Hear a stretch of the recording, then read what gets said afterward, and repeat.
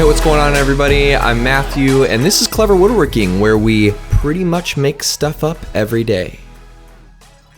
It's pretty catchy, right?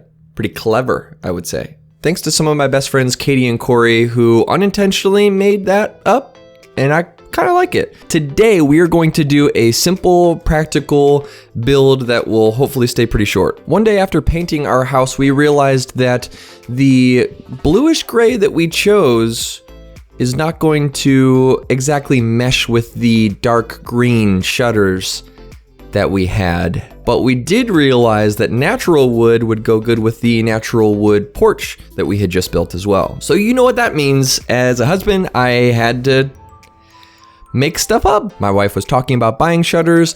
I was like, that's way too expensive for shutters.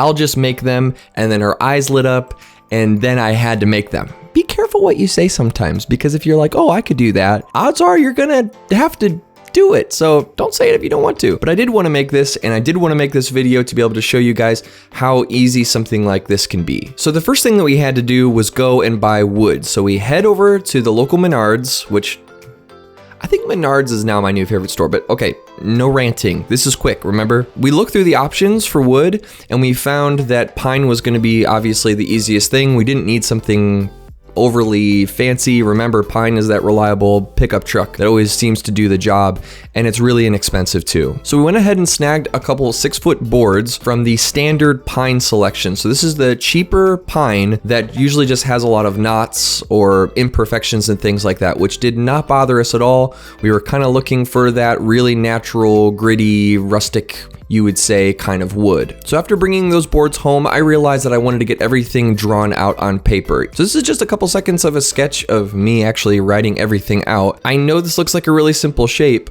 but it was something that I definitely needed to draw out because I realized that I didn't want the pieces of wood that are gonna go across the front to be too high or too low, because it was gonna give the look that we weren't really looking for. So I erased a part of that, redrew it, talked to my wife about it. She said she loved it, so it was time to get things all cut up. I'm super excited to be able to say that I have a saw now.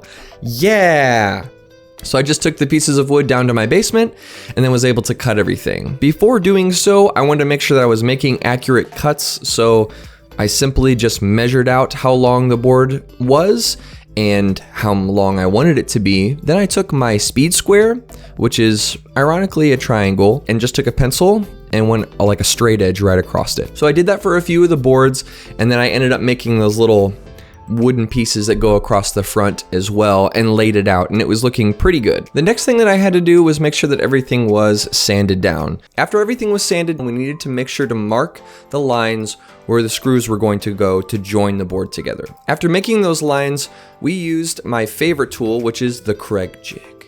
Yeah, that one. The cool thing that I got with the Craig jig was actually a smaller version of it, but it does the same task, which is creating pilot holes for the screws to join the two boards together. After getting all of the pilot holes screwed, I needed to then put a little bit of glue across the one edge of the board and then get everything screwed together. After all of that was screwed together, I wanted to make sure to still have that wood piece that was going along the front. But I didn't want the screws to show, so I just drilled from the back side instead of the front. After that was together, we had makeshift shutters. They definitely look really cool, and guys, this is super simple, super quick. The last thing that we needed to do was just put a finish on it. The finish that I chose for this was teak oil. Teak oil is good for waterproofing, it's good with UV, all the stuff that you need for it to be outdoors. So I just put a bunch of the teak oil directly on the shutters and then took a clean rag and just wiped it into the wood for a little while.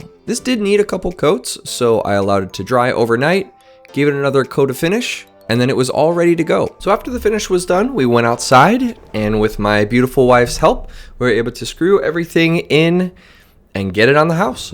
And I know that you saw the unpainted edge behind it. I'll get to that at some point.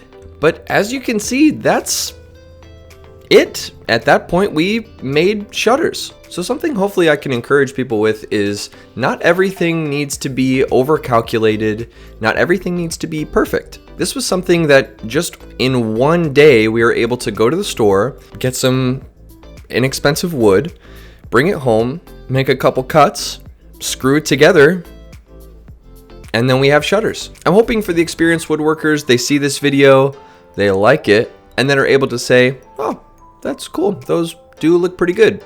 Yeah, that's super simple, but it's, you know, that's nice. And for those who are inexperienced woodworkers or are people who really want to get into something like this, hopefully this encourages you. It doesn't take that much. You don't have to go super crazy and throw resin on it and have 16 different router bits and saws and all this crazy stuff. You just need something to be able to cut the wood and a piece of paper and a pencil to draw out what it is that you want to create. I'm telling you guys, this is not that hard to do. It may seem a little intimidating, but if you're looking at something around your house and you're like, it would be really nice to have a shelf here, or shutters, or yes, even a coffee table or a desk or something, you really can do it. So that's about it, everyone. If you have any questions about this project or another one, then please let us know. Comment below. I'll be happy to respond to it. Feel free to email us as well. We would love to get in contact with people who have questions about things. I was able to actually answer a few questions this last week from a friend of mine who saw our videos. Super awesome, really great time just to be able to talk on the phone, and I got to answer some questions about stain. So I'm available if you are interested in that. Again, we're all making stuff up together, so don't be afraid to do so yourself. Make sure to chop that like button in half and accidentally subscribe to the channel if you're interested. More videos coming soon. I appreciate all of your guys' support. All of my family and friends who are watching the videos, who are following us on Instagram, letting me know how much they enjoyed this. My mom, I think, watched the videos like 100 times. I think she's more than half the views, but seriously, really do appreciate it. I know this is not for millions of people at this point, but gosh, it's so much fun to be making things. We have more desks that are going to be coming out here soon, at least the videos. They're already at the client's house that we'd love to be showing soon too. So this is a lot of fun for me. I hope you guys can tell that, and I hope that we can help each other a little bit do things along the way. So thank you guys so much, and have a wonderful day.